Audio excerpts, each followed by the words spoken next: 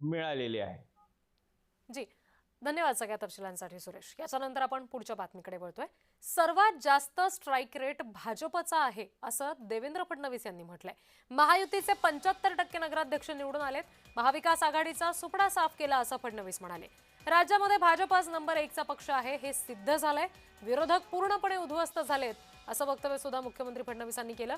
नगरसेवक निवडून आणण्याचा भाजपनं रेकॉर्ड केलेला आहे असं सुद्धा फडणवीसांनी नमूद केलं। भाजपच्या नवनिर्वाचित नगरसेवक नगराध्यक्षांचा मुख्यमंत्री देवेंद्र फडणवीस यांच्या हस्ते सत्कार झाला आणि त्यावेळेला त्यांनी हे वक्तव्य केलं। नागपुरातील रामगिरी निवासस्थानी हा सगळा सोहळा पार पडला।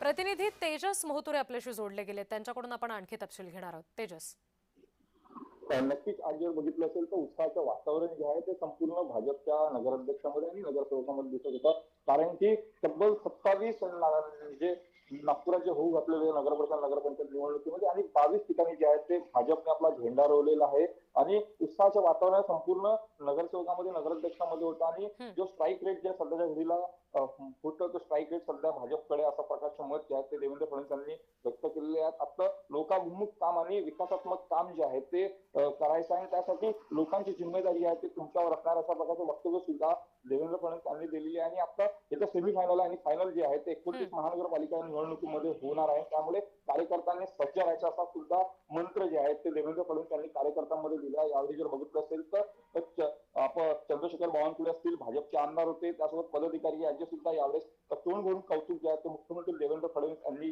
दिलेलं आहे।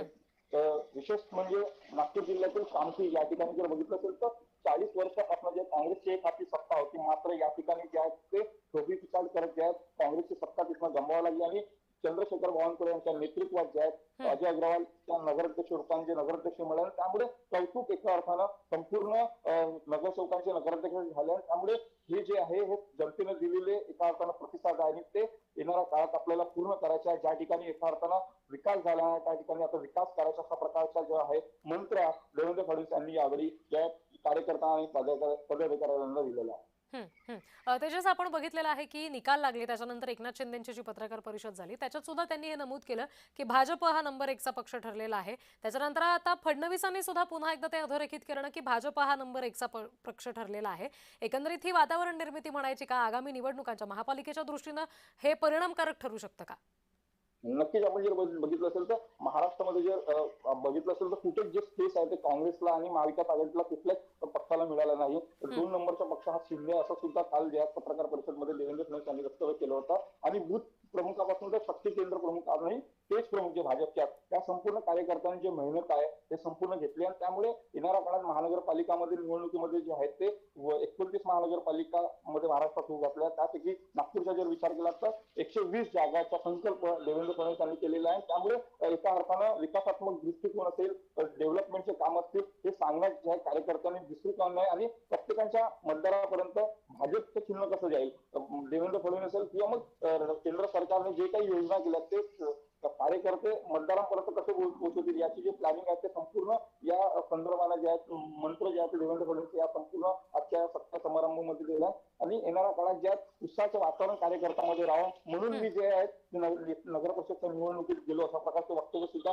देवेंद्र फडणवीस यांनी केलं। आणि संपूर्ण बॉडी लँग्वेज जर बघितलं असेल तर महानगरपालिकेमध्ये निवडणुकीमध्ये सुद्धा भाजपच्याच एका अर्थाने महापौर होईल, नगरसेवक होईल आणि ज्या ठिकाणी युती शक्य असेल त्या ठिकाणी आम्ही मित्र पक्ष म्हणून लढू अशा प्रकारचं वक्तव्य सुद्धा देवेंद्र फडणवीस यांनी केलं वक्तव्य केलं। या संपूर्ण नगर परिषद आणि नगरपंचायतच्या निवडणुकीत जर बघितलं असेल तर देवेंद्र फडणवीस यांनी सकारात्मक एका अर्थानं भाषण दिलेलं आहे, कुठेच विरोधकांवर यावर त्यांनी लक्ष केंद्रित केलं नाही। त्यामुळे महानगरपालिकेच्या निवडणुकीमध्ये हाच एका अर्थानं फॉर्म्युला भाजपचा असणार आहे। त्यामुळे त्या संपूर्ण फॉर्म्युलाचा यूज जे आहे ते भाजप एका अर्थानं करणार आहे, कारण की काँग्रेसला कुठे स्पेस मिळणार नाही। राष्ट्रवादी असेल किंवा शिवसेना असेल यांच्यासोबत ज्या ठिकाणी युती असेल त्या ठिकाणी युती शक्य होणार आहे। आपण जर बघितलं असेल तर नागपूरमध्ये ज्या बघितलं असेल तर 50 जागेची मागणी जी आहे ते शिवसेना करत आहे, 23 जागेची मागणी ही राष्ट्रवादी काँग्रेस करत आहे। या संपूर्ण याच्याने समन्वय कसा साधता येईल या दृष्टिकोनातून भाजपची संपूर्ण तयारी आहे आणि हाच फॉर्म्युला जे आहे ते मुंबई असेल किंवा पुणे असेल निश्चित तेजस, आणि याच फॉर्म्युलाचा कशा पद्धतीने फायदा होतो हे आता आगामी निवडणुकांमध्ये सुद्धा निश्चित बघायचंच आहे। धन्यवाद या सगळ्या सविस्तर तपशिलांसाठी। पुढची बातमी, रायगडच्या पालकमंत्री पदावरून महायुतीमधलं रस्सीखेच कायम आहे। रायगडचं पालकमंत्री